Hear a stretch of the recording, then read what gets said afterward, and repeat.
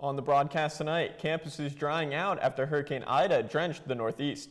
And we take a closer look at the Red Sea, the Red Raiders student section. All that and more right now on SUTV News.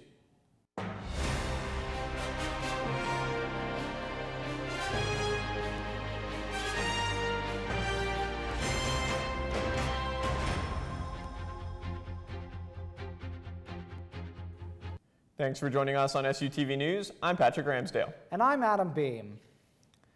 We begin tonight with Hurricane Ida, as the remnants of the storm caused flooding throughout the Northeast. SUTV's Jacob Hitz ventured out yesterday to cover its impact in the community. This rain from Hurricane Ida is certainly giving Shippensburg a lot of problems. Coming down very, very fast, more than 3 inches of rain falling in just a short matter of time. Campus saw a major impact from the remnants of Hurricane Ida on Wednesday, with the university closing at 2 o'clock. We went around town to see exactly how the weather affected the area. We started at Fogelsanger Road right outside of campus and near Seavers Hall. Water covered most of the street, but cars continued to drive right on through. We then moved over to the commuter lot next to the hockey rink, where a large amount of water had formed in the grass. We even spent some time in it as the rain kept on pouring down. Surrounded by water. On the other side of campus, a similar pond formed near the tennis courts, while small creeks in the area were overwhelmed with the amount of rainfall. Rocktown Apartments, the home to many SHIP students, saw a sinkhole form yesterday. No buildings were impacted. In total, SHIP saw more than 3 inches of rain, with the Weather Center on campus showing 4¼ inches of rain from late Tuesday night onward. For SUTV News, I'm Jacob Hitz. Well, Raiders, it's time to celebrate, as this year marks 150 years of academic success and SHIP pride. And here are just some of the most iconic moments from SHIP's past and present.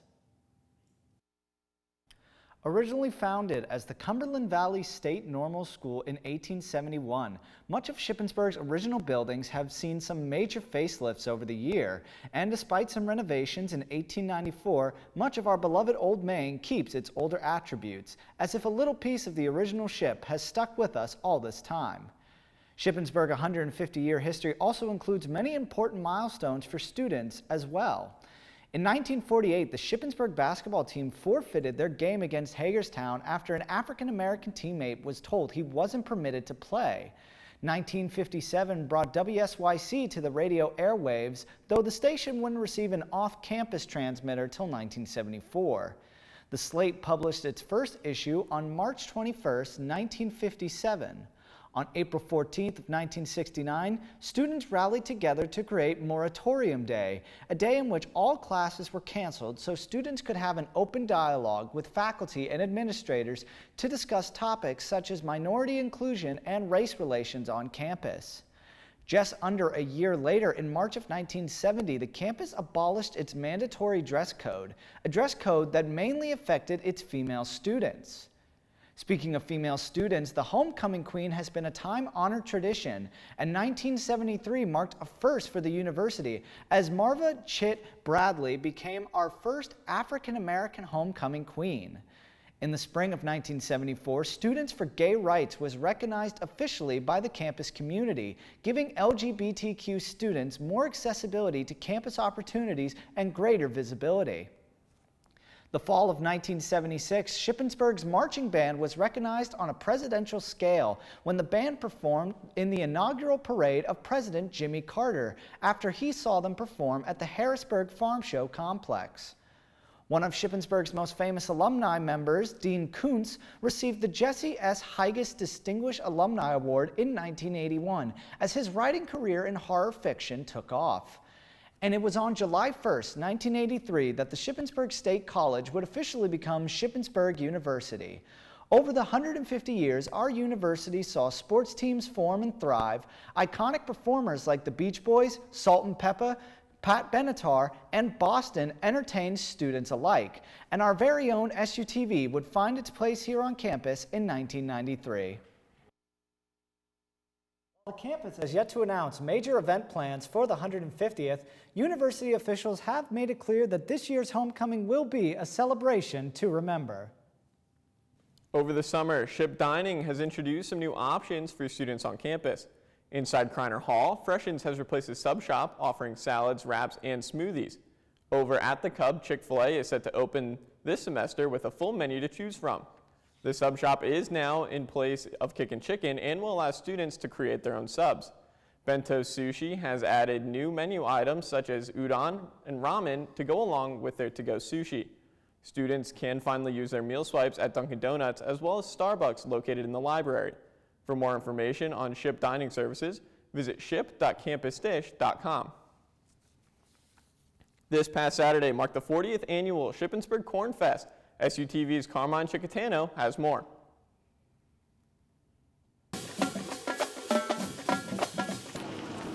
On August 28th, thousands of visitors from across the region gathered at the Shippensburg Fairgrounds for the 40th annual Shippensburg Corn Fest. Due to COVID-19, the Corn Fest Planning Committee was forced to move the festival to the fairgrounds on Possum Hollow Road rather than hosting it at the normal location in downtown. However, that did not stop over 250 craft vendors and 40 food vendors from coming to the annual festival, which ran from 8 a.m. until 4 p.m.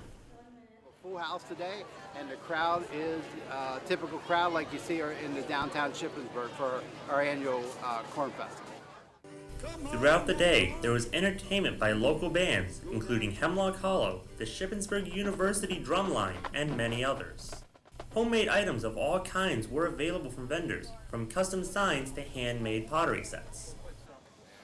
Everybody's having a great time, and we've usually had it downtown, obviously, but this is great here, and people are just tired of being inside, and they're happy to be out. Next year's Corn Fest will be on August 27th, the last Saturday of the month, and some vendors are already looking forward to it. I'll be back. Like I said, I've been doing this well over 10 years, and this is a fun day for me. I'll be back. For SUTV News, I'm Carmine Chicatano. When we come back, Governor Wolf has mandated masks in all K-12 schools. We have more right after this. Shippensburg athletics are returning. That means the student section is back and ready to make some noise. Students that attend the university sports events will be dressed up in red shirts and called the Red Sea. We caught up with some of the students from the student section to get more information. So here on Shippensburg campus, we are the Score Sphere section. It's not all just parents and family rooting for our teams. It's students, familiar faces, friends. We have a weekly meeting every week on Tuesdays, kind of planning for the games. We're also planning, events.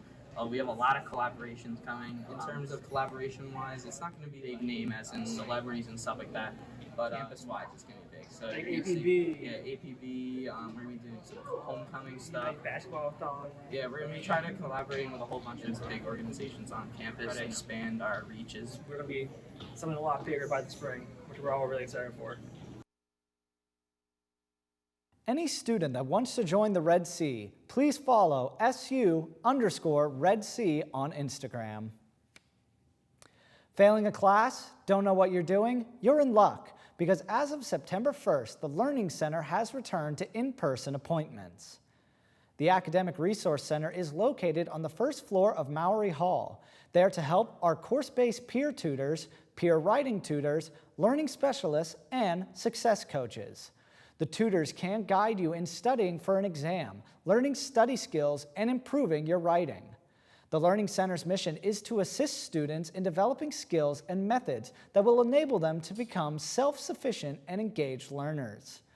All scheduled appointments are in person by default. However, if you are not able to attend in person, you can request for it to be on Zoom. To schedule an appointment, go to ship.edu/learning.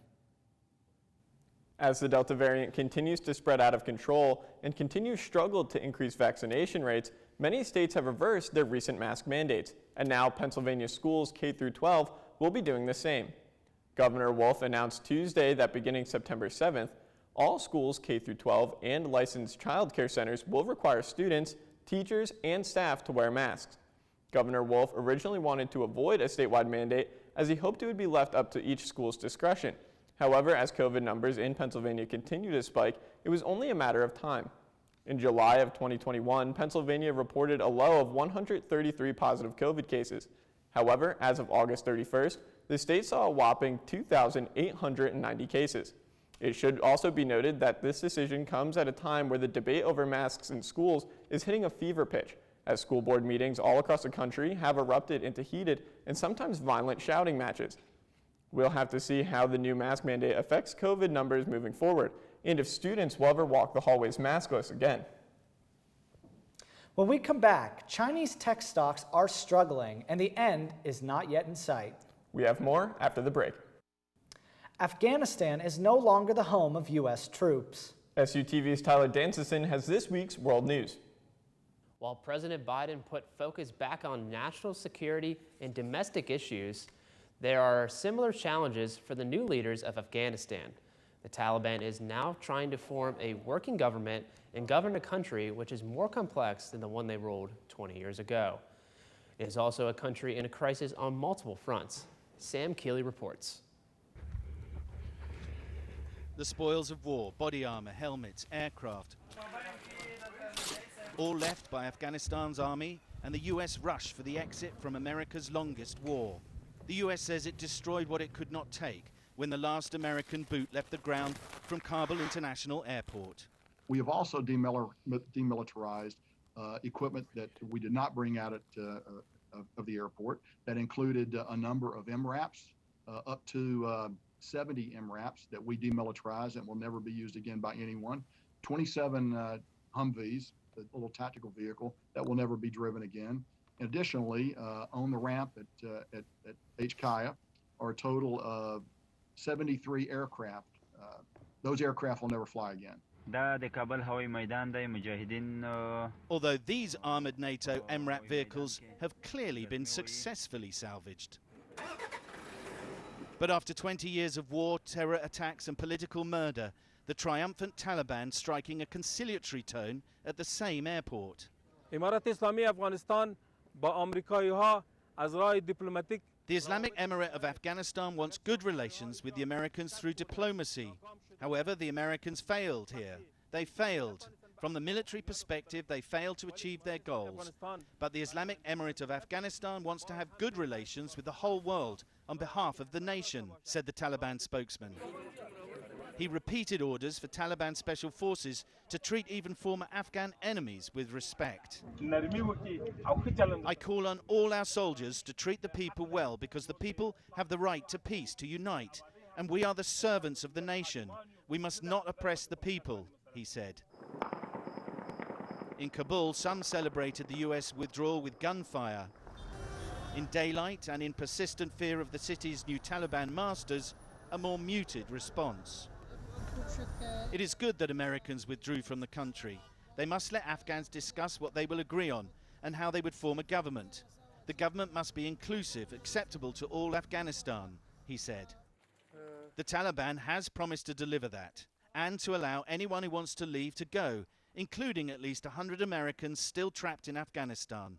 Their future administration and aid and trade depends on it. Failure to deliver will inevitably lead to a victory spoiled. Sam Kiley, CNN Doha. An oil spill that originated from Syria's largest refinery is growing and spreading across the Mediterranean Sea. The spill has spread north where some Turkish ships start to contain the oil.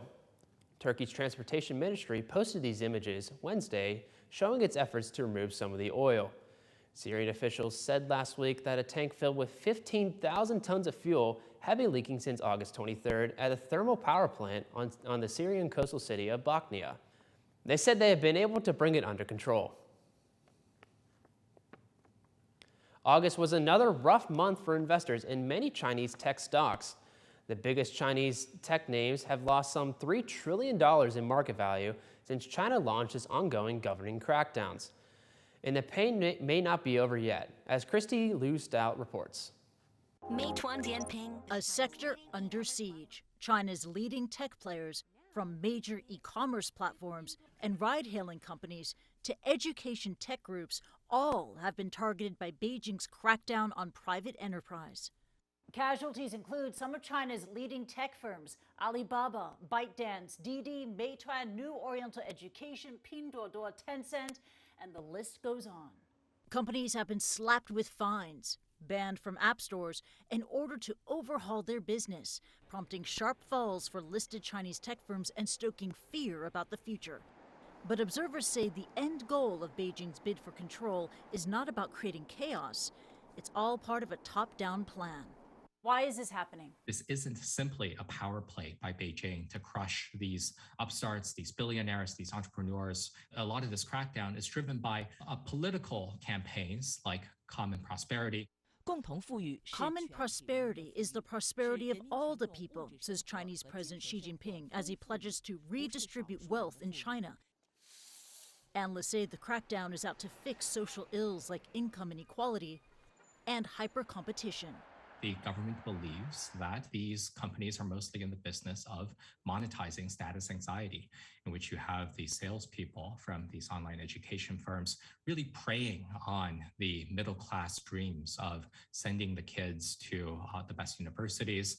There's another force behind the takedown, redirecting the sector toward hard tech like semiconductors and AI. The Chinese government wants to have technological supremacy. That means setting global standards, shaping future technologies, especially in the critical and high-tech areas, creating general-purpose technologies that will influence economies all around the world.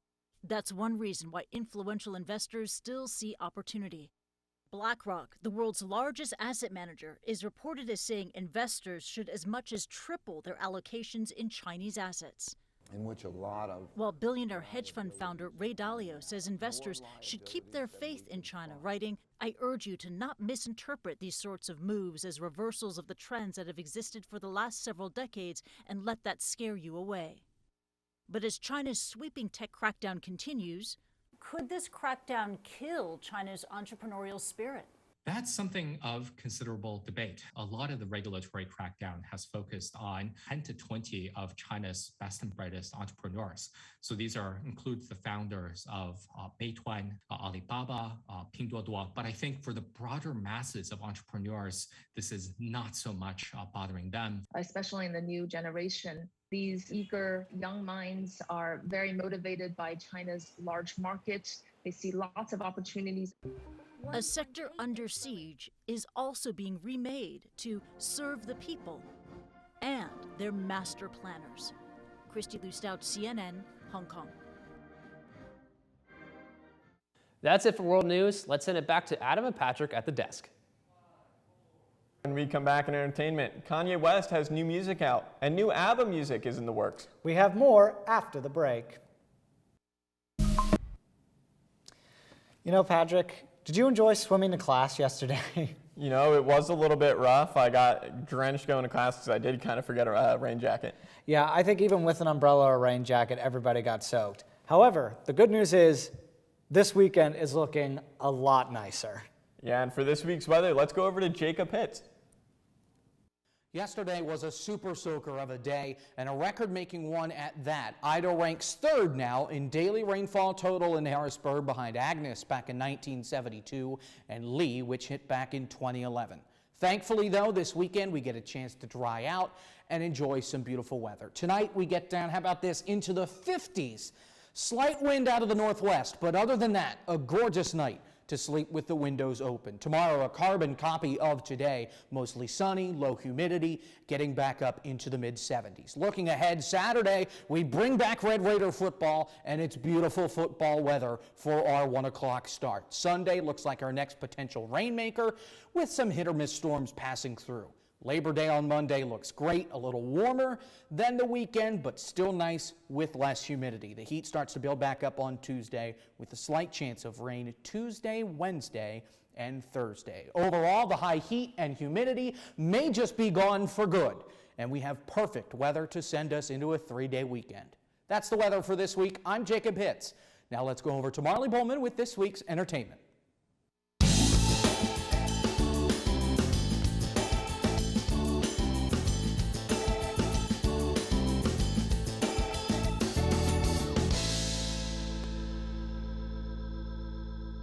The movie Candyman, directed by Nina Toscata, is making history by being the first ever movie directed by a Black woman to reach a #1 ranking in the US box office. The movie itself is about an artist named Anthony, played by Yahya Abdul-Mateen II, who meets an old man after moving to Chicago with his partner. This old man, played by one of the original Candyman actors, Tony Todd, tells Anthony a story about the Candyman. Anthony ends up wanting to use this story as inspiration for his paintings, and by doing so, he opens a door to his past and unravels his sanity in a wave of violence. The movie grossed over $22 million domestically opening night and about $31 million worldwide.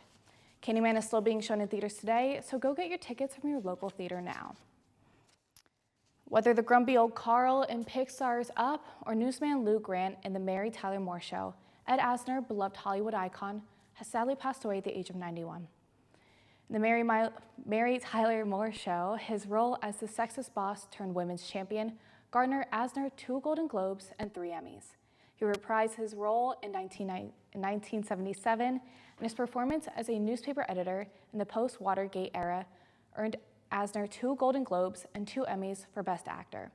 Off-screen, the Kansas City native campaigned for the Equal Rights Amendment and served 2 terms as president of the Screen Actors Guild. In 2002, the Guild honored Asner with a Lifetime Achievement Award. Ed Asner's family made the announcement of his death on Twitter Sunday. They wrote that, quote, "Words cannot express the sadness we feel. With a kiss on your head, good night, Dad, we love you," end quote. We here at SUTV send our condolences to Asner's family. The most anticipated album of the year has been released, and without the artist's permission. Donda was released unexpectedly last Sunday following a final listening event in Chicago last Thursday.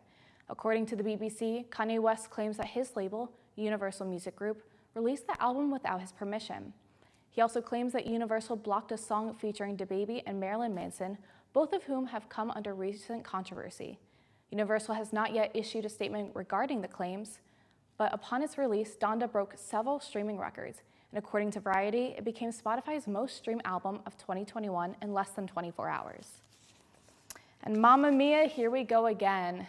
ABBA is officially coming back in full swing, announcing their first album since their 1982 Under Attack, the album Voyage, that will be released on November 5th. And not only that, but May 27th starts the ABBA Voyage, starting in London, with the band performing via digital avatars and a live orchestra. We were given a small peek at what 2021 ABBA sounds like with the recent tracks I Still Have Faith in You and Don't Shut Me Down, but fans are excited to see what's in store with their new upcoming tour. Pre-ordering tickets is going on right now, but general public sales will be starting September 7th. I'm Marley Bowman, and this is it for SUTV's Entertainment. When we come back in sports, we preview the rest of fall sports this season. We have more after this.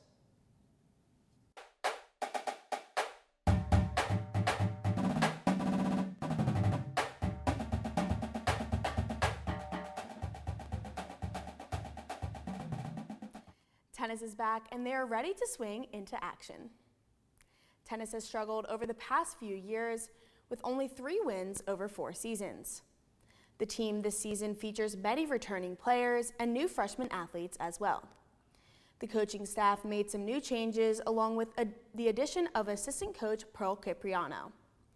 Tennis starts their season next weekend at the Fall Invitational in Bloomsburg.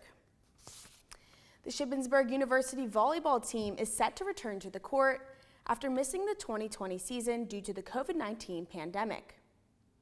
In the 2019 season, the Raiders went 26-7 and would make it all the way to the second round of the PSAC tournament.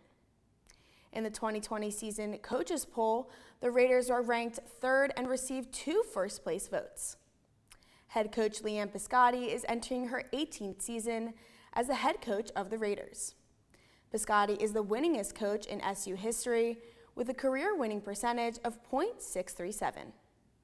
The Raiders have 12 players returning from the 2020 roster, 6 of which played in 2019. The Raiders season is currently underway in Clarion in the Tony Banner Memorial Tournament as they play the Golden Eagles. The Shippensburg University cross-country team is gearing up for what they hope is a championship-winning season. The men's team is coming off of a runner-up finish in the 2020 season. 6 runners, all PSAC honors, returned for the 2021 season, such as Chase McNair, Drew Daly, and Nate Kaplan. Kaplan is the only member of the team who was on the roster for the men's 2017 PSAC Championship. The women's team is hoping for a big comeback season. The women's team won the conference title in 2018, but has not had much success since then. They finished the 2019 and 2020 seasons in 8th and 7th, respectively. The team will look to its 3 seniors, Jade Fry, Kyra Gerber, and Sydney Morgan, to bring the championship experience to the roster. Both teams will open their season tomorrow, September 3rd, right here at Chip for the Piper Alumni Open. The race begins at 8 p.m. for the women and 8:35 for the men. That's all for sports this week. I'm Mackenzie Mitchell. Let's send it back to Patrick and Adam at the desk. A quick update with sports. The men's soccer team's game today finished in a 2-2 tie against Holy Family, and the women's volleyball team, they lost their game 3-1 against Clarion. But when we come back, a Paralympian inspiring the world. Stay tuned after this. Paralympian Ibrahim Hamadou turned heads at the 2020 Paralympic Games in Tokyo while playing table tennis with no arms. Hamadou lost both arms in a train accident at the age of 10. He plays with the paddle in his mouth and serves with his right foot. Hamadou has stated in the past that he initially began playing soccer before taking up table tennis as a challenge. Although he didn't win any medals this year, Hamadou is a known competitor in the table tennis world. He has won multiple silver medals from the African Para-Table Tennis Championships, as well as a multitude of other awards. Ibrahim Hamadou is an inspiration to the world and a shining example of success achieved through adversity. And that's it for SUTV News. I'm Adam Beam. And I'm Patrick Ramsdale. Don't forget to follow us on Facebook, Twitter, and Instagram at SUTV News, and check out our website, sutvnews.org. We'll see you next week, but for now, good night.